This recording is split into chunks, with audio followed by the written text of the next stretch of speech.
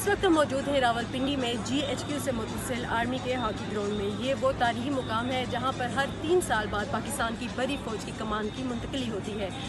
6 سال پہلے 2016 میں اسی مقام پر اسی گراؤنڈ میں جنرل راحیل شریف نے کمان منتقل کی تھی جنرل قمر جاوید باجوہ کو، جبکہ آج 6 سال بعد یہ موقع دوبارہ آیا ہے جب جنرل قمر جاوید باجوہ نے کمان منتقل کر دی ہے جنرل عاصم منیر کو. اب جنرل عاصم منیر پاکستان کی بری فوج کے آرمی چیف بن چکے ہیں. یہاں پر اس تقریب میں جو آج GHQ کے سے متصل اس گراؤنڈ میں تھی، یہاں پر اعلیٰ عسکری حکام نے بھی شرکت کی. اس کے علاوہ ریٹائرڈ جو آرمی آفیسر ہیں وہ ان کی فیملی بھی یہاں پر موجود تھے. ڈپلومیٹس اور ساتھ ہی ساتھ حکومتی وزراء کی بھی بڑی تعداد یہاں پر موجود تھی.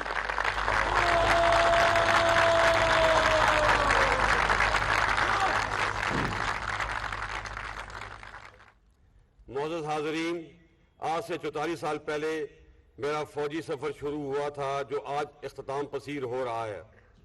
میں اللہ تعالیٰ کا شکر گزار ہوں کہ اللہ نے مجھے اس بہادر اور عظیم فوج میں نوکری کرنے کا موقع دیا، بلکہ اس مایہ ناز فوج کی کمان کا شرف بھی بخشا، جو میرے لیے بڑے اعزاز کی بات ہے. آخر میں جنرل عاصم منیر اور پاک فوج کی کامیابی کے لیے دعا گو ہوں. اللہ تعالیٰ آپ کا حامی و ناصر ہو. پاک فوج زندہ باد، پاکستان پائندہ باد.